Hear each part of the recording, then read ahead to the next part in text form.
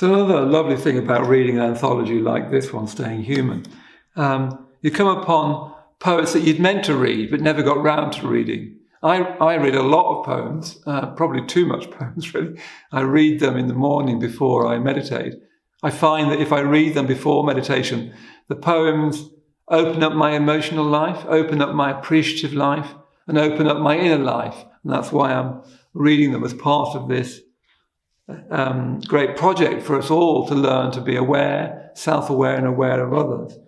So reading this anthology, I came upon the poetry that I've been wanting to read of Helen Dunmore. Helen Dunmore, she's a poet, she's a short story writer, she's written children's books. And this poem is from her last collection that was published just after she died.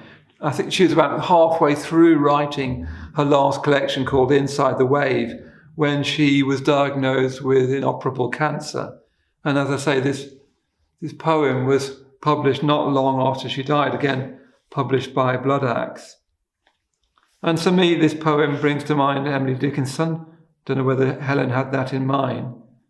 But in Buddhism, of course, we don't believe that death is the end. We don't believe in heaven or hell either. But Helen, if you're listening, I hope you can hear this. Yeah. I bet I won't read it as well as you do. My life stem was cut.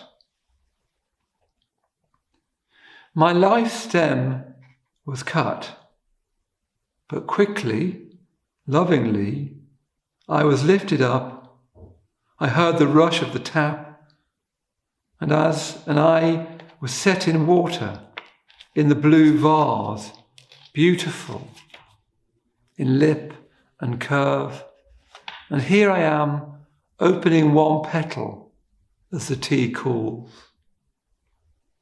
I wait while the sun moves and the bees finish their dancing.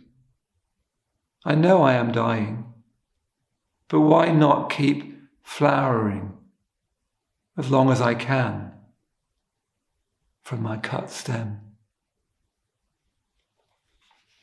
Yeah, isn't that beautiful? My life stem was cut, but quickly, lovingly, I was lifted up. I heard the rush of the tap, and I was set in water in the blue vase, beautiful, of lip in lip and curve. And here I am, opening one petal as the tea cools. I wait while the sun moves and the bees finish their dancing.